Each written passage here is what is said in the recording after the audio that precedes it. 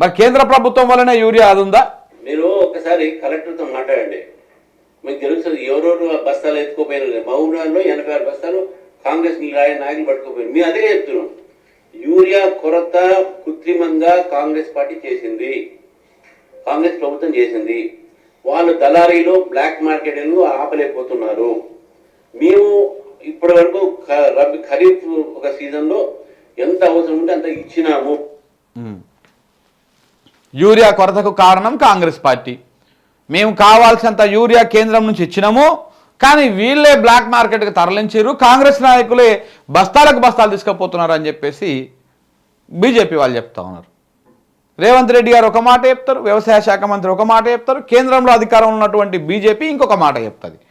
రైతాంగం ఏం చేయాలి? మన బండి సంజయ్ గారు కేంద్ర మంత్రి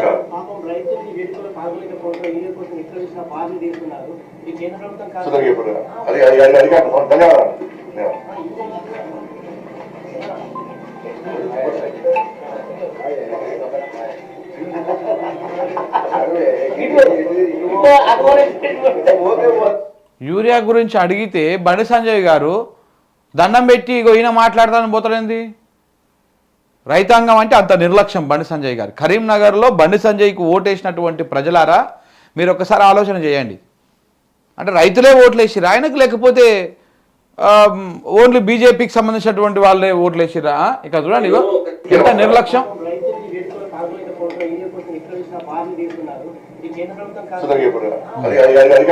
సో అది మనకు సంబంధం లేని సబ్జెక్టు, మనకు తెలియని సబ్జెక్ట్, అది రాని సబ్జెక్ట్. అది మీరు కేంద్ర మంత్రి, మా దౌర్భాగ్యం, తెలంగాణ దౌర్భాగ్యం, తెలంగాణ రైతాంగం, ఆ కరీంనగర్ ప్రజల పుణ్యం, ఆయన కోటేశ్వర ప్రజల పుణ్యం, అది మన దౌర్భాగ్యం. ఏం చేస్తాం చెప్పండి? యూరియా గురించి ఒక జర్నలిస్ట్ పాపం ఆయన చూస్తున్నాడు కావచ్చు అక్కడిక్కడ, రైతులు ఇబ్బందులు పడుతున్నారు అని చెప్పేసి యూరియా కోసం రైతులు ఇబ్బందులు పడుతున్నారు సార్, మరి మీ కేంద్రం సరిగ్గా ఇవ్వలేదంట, యూరియా ఇచ్చిర్రా ఇవ్వలేదని చెప్పేసి ఆయన అడుగుతుంటే అది అని చెప్పేసి వెళ్ళిపోతున్నాడు. ఇది కేంద్ర మంత్రుల తరీకా. చాలా అసలు ఎంత అద్భుతంగా ఉందంటే వీళ్ళ పరిపాలన, కేంద్ర రాష్ట్ర ప్రభుత్వాలది. నా భూతో నా భవిష్యత్తు మామూలు కాదు అసలు. ప్రజలు ఏది నమ్మాలనో ఏది నమ్మకూడదో, ప్రజలకు ఏందో ఈ గోస, ఇంకెన్ని సంవత్సరాలు ఇట్లా గోసపడాలనో, ఈ రోడ్ల మీద ధర్నాలు, ఆందోళనలు, రాస్తారోకో తినదరక చేస్తున్నారు. ముఖ్యమంత్రి గారు చెప్పినట్టు ఈ రైతులకు ఎక్కడ తినదరక, వీళ్ళందరూ మరి ఏ పార్టీ వాళ్ళు వీళ్ళు?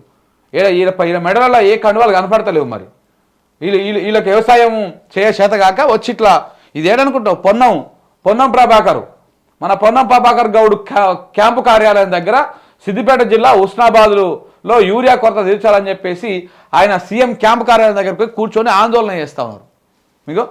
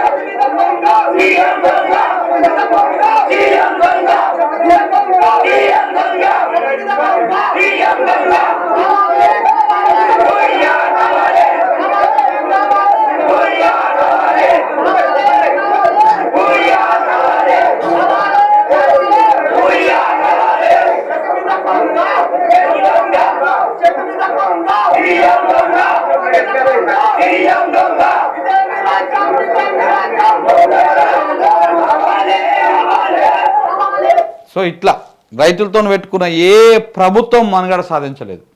ఏ ప్రభుత్వం కూడా చంద్రబాబు నాయుడు గారు పెట్టుకున్నారు, ఆయన అట్లనే మట్టి ఖర్చిపోయారు. ఇట్లా ఏ ప్రభుత్వం పెట్టుకున్నా కానీ అది మనగడ సాధించలేదు. రేవంత్ రెడ్డి గారికి మరి ఎప్పుడు అర్థమవుతుందో, మీరు ఎందుకు ఇంత మీకు తెలిస్తే ఇంకో కింద కామెంట్ పెడతా ఉన్నారు. దేవరకొండ నియోజకవర్గంలో యూరియా కొరత చాలా ఇబ్బందిగా ఉందన్న. ఇబ్బందిగానే ఉన్నది, ఎక్కడ చూసినా అదే పరిస్థితి. దేవరకొండ నియోజకవర్గంలో అదే పరిస్థితి ఉన్నది, మునుగోడులో అదే పరిస్థితి ఉన్నది. రాష్ట్ర వ్యాప్తంగా ఏ నియోజకవర్గానికి పోయినా యూరియా దొరుకుతలేదు. మళ్ళా ఈ నియోజకవర్గాలలో మన కాంగ్రెస్ పార్టీ నాయకులే ఎమ్మెల్యేలు, మన కాంగ్రెస్ పార్టీ వాళ్ళే ఎమ్మెల్యేలు. ఇట్లా ఉన్నది పరిస్థితి.